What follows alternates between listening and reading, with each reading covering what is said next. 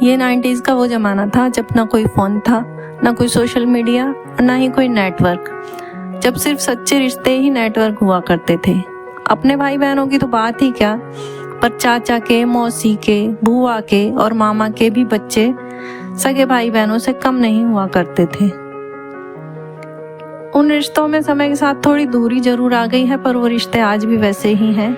और जब सब मिल जाते हैं तो वही पुराना समय जैसे वापस आ जाता है और माहौल हंसी ठहाकों से गूंज उठता है। बात उस समय की है जब मैं 8वीं क्लास में थी। छुट्टियां चल रही थी और मैं पिताजी के साथ अपने मामा जी के घर गई थी। पिताजी मुझे छोड़कर वापस घर चले गए और मैं कुछ दिनों के लिए वहीं रह गई। मैं पहली बार किसी जगह पर इतना लंबा वक्त बिता रही थी और शायद आखिरी बार भी।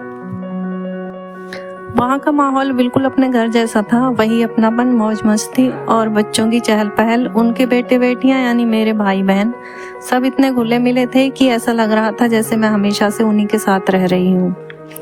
हम सब दिन भर खेलते, हंसते और शरारतें करते रहते।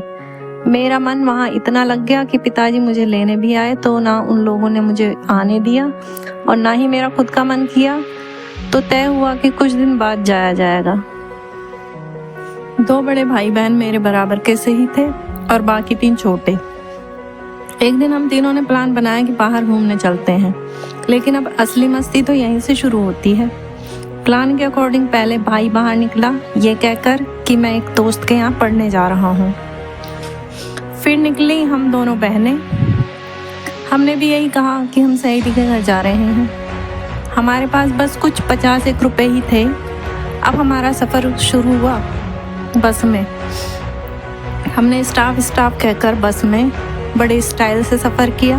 न टिकट न डर, बस स्टाफ बनकर घूमने का मज़ा ले रहे थे। फिर हम एक ऐतिहासिक जगह पर पहुँचे।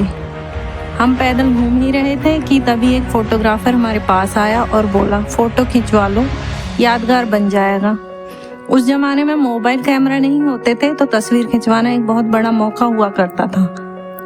हमने संकोच करते हुए पूछा, कितने पैसे लगेंगे? तो वो मुस्कुराकर बोला, हम तो फ्री सेवा के लिए बैठे हैं जी, कोई पैसा नहीं लगेगा। बस फिर क्या था, हमने खुश होकर 2-3 फोटो खिंचवा ली। पर जैसे ही फोटो खिंच गई वो बोला, अब पैसे दे दो। हम चौंक गए, बोले, आपने तो कहा था पैसे नहीं लगेंगे, फ्री सेवा है। तो वो हंसते हुए बोला, अरे मैंने तो कहा था कि हम कोई फ्री सेवा के लिए थोड़ी बैठे हैं। अब हम तीनों एक दूसरे की तरफ देखने लगे और कंफर्म किया कि उसने क्या कहा था। तीनों को एक ही बात सुनाई दी थी। आखिर में हमने उसे एक फोटो के पैसे दे दिए और हम घूम घाम के घर वापस आ गए। फिर से स्टाफ बोलकर ऐसे घर पहुंचे जैसे कोई मिशन पूरा करके आए हों। बिल्कुल पुरानी हिंदी फिल्मों की तरह। 2 दिन बाद एक फ़ोटो की 2 कॉपी हमारे पास उसने पोस्ट करके भेज दी। अब वो बात जब भी याद आती है या जिक्र चलता है तो तीनों हंसने लगते हैं। पर एक बात है, फ़ोटो बहुत अच्छी आई थी।